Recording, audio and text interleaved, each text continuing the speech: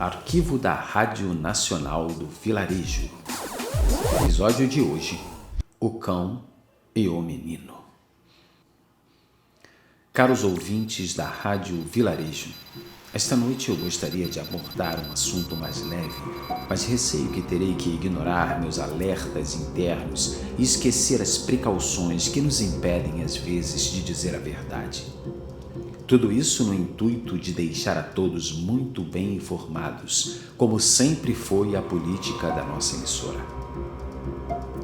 Caros ouvintes, têm acontecido coisas muito estranhas, e quando eu falo estranhas, não me refiro ao domínio cada vez maior dos gangsters, à crescente corrupção no governo ou à gradual falência de nossos hospitais e escolas. Não, muito mais sério.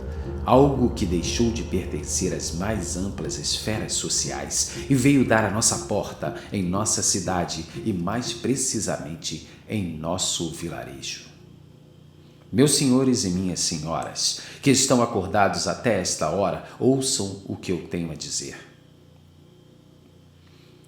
Um jovem rapaz, morador do vilarejo, esta semana foi mordido por um cão da vizinhança. Seu pai imediatamente cuidou dos ferimentos e pensou que aquilo não era nada, mas mesmo assim decidiu levá-lo ao hospital quando uma moradora lhe disse que o cão poderia ter-lhe passado uma doença terrível e sorrateira.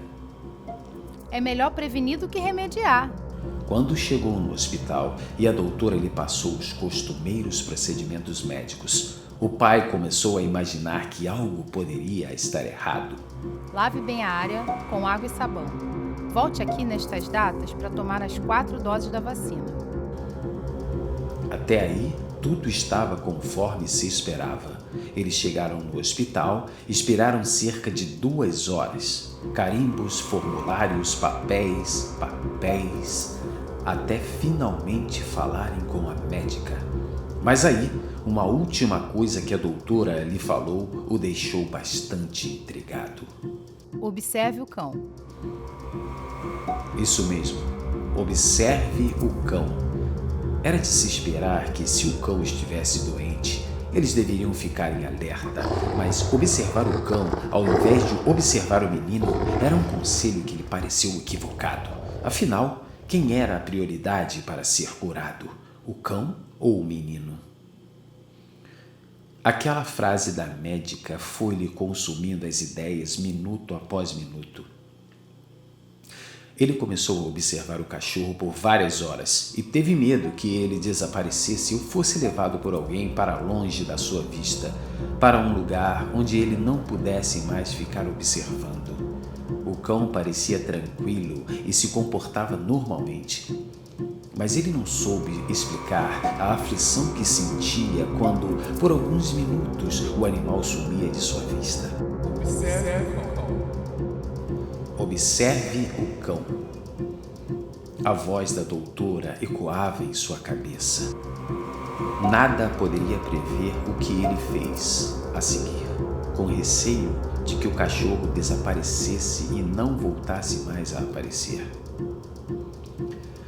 Esperou uma hora mais silenciosa, na madrugada, quando todos os moradores do vilarejo já se encontravam dormindo em suas camas. Seguiu até a casa do vizinho. Levou um bocado de toucinho para deixar o cão mais relaxado. O animal se aproximou. Estava bem próximo à janela lateral da casa. Se ele soltasse um simples grunhido, o menor que fosse, certamente acordaria seu dono. Mas ele veio quieto, cheirou a isca e começou a comê-la com voracidade. Lá pelas tantas, o cãozinho já estava no quintal do pai do garoto mordido, completamente sob controle e empanzinado de toucinho. O pai não ficou com ele, mas deixava a janela do quarto aberta para sempre poder observá-lo. Nas primeiras horas da madrugada, o animal pareceu do mesmo jeito que estava. Nada havia mudado. O pai do garoto mordido foi cansando de olhar para a mesma coisa. Do quintal, o cão olhava para ele, como que a hipnotizá-lo, impelindo-o para o sono profundo. O pai do garoto mordido acordou num sobressalto com um forte ruído que vinha do quintal. Estava suando, sem fôlego. Olhou pela janela, mas não conseguiu ver onde o animal estava. Então, abriu a porta dos fundos e saiu a procurar pelo cão. Seguiu pelo corredor lateral, indo até a garagem. Nada. Olhou a casa do vizinho, o dono do cachorro. Estava tudo calmo. Então, voltou pelo mesmo corredor lateral, logo chegando de volta ao quintal. Não acendeu nenhuma luz para não alertar os moradores do lado. Ele desconfiou que o animal estivesse fazendo tudo para escapar de sua vista. Mas por quê? De alguma forma, ele parecia saber que o pai do garoto mordido estava querendo observá-lo. No fundo do quintal havia um monte de galhos da última poda do cajueiro que havia ficado grande demais e já tomava todo o espaço, roubando a luz do sol. Se o cãozinho queria se esconder, certamente ali seria o lugar mais adequado. O pai do garoto mordido avançou para a área que ficava atrás dos galhos cortados. Não deu outra, deitado de lado, meio encolhido, a mandíbula entreaberta e tremendo de frio, estava o animal. Certamente que o bicho não estava nada bem. A orientação da médica agora fazia sentido.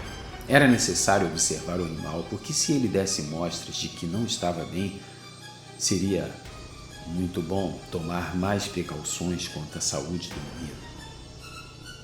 E ele estava longe de estar bem. Grunhia baixinho e se tremia todo, como se estivesse tendo convulsões. O pai do garoto mordido se aproximou. Quando tocou o pobre animal, viu que estava ardendo em febre. O calor era tanto que os pelos pareciam que iriam arder em chamas antes que se pudesse pensar em alguma coisa. O pai do garoto mordido ficou com muito medo porque sabia que se o animal estivesse padecendo de algo mais perigoso, seu filho correria sério risco. O bicho não parava de estrebuchar e a tremedeira aumentava cada vez mais. O pai do garoto mordido ficou por instantes vendo aquilo, sem conseguir pensar em nada que pudesse fazer. Depois de alguns segundos observando o cão se contorcer, ele recuperou a consciência e sua capacidade de reagir voltou a funcionar.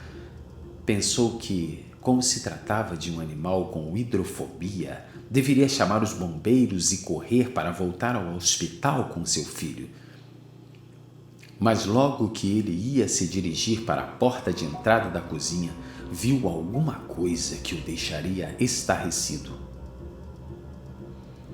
O estado do cão não havia mudado. A tremedeira e os espasmos agora vinham acompanhados de uma fina baba que lhe escorria pelo canto da mandíbula. De repente, os olhos do bicho se voltaram para ele. Os espasmos aumentaram e alguma coisa branca desviou o foco dos olhos do pai do garoto mordido para as patas do cachorro.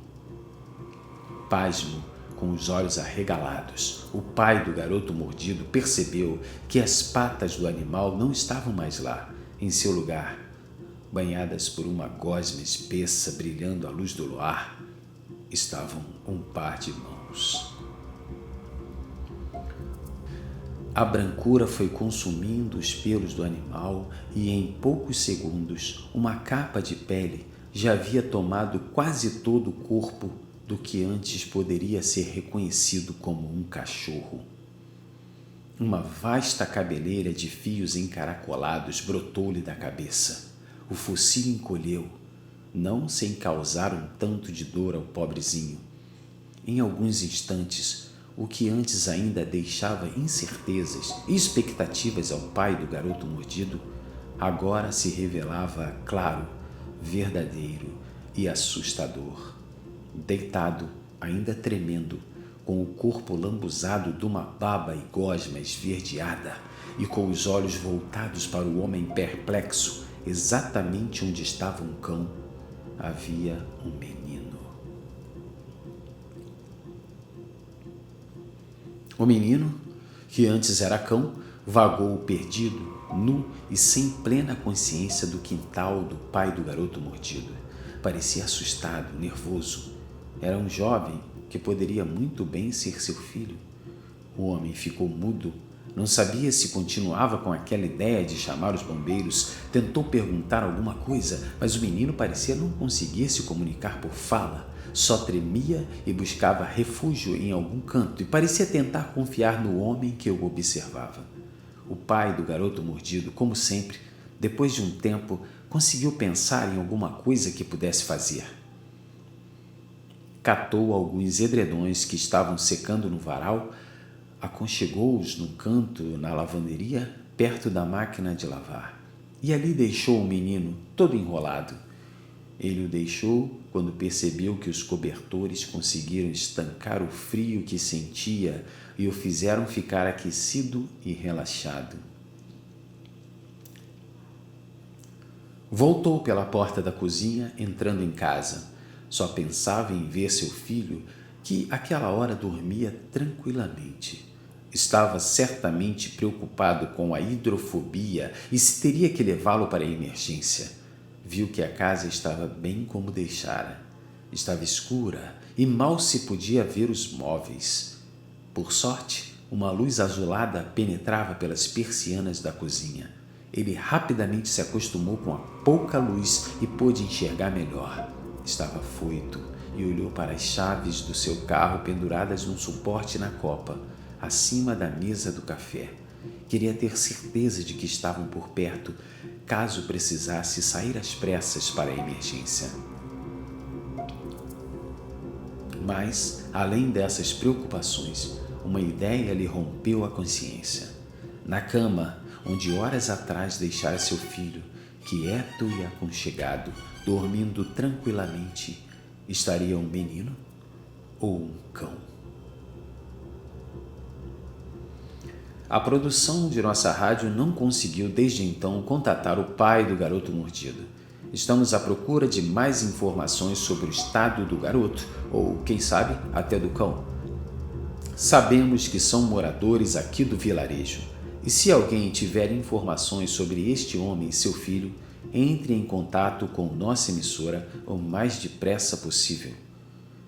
Essa foi mais uma transmissão rompendo a noite e preenchendo a madrugada. Fiquem atentos. Uma boa noite a todos. O programa de hoje fica por aqui.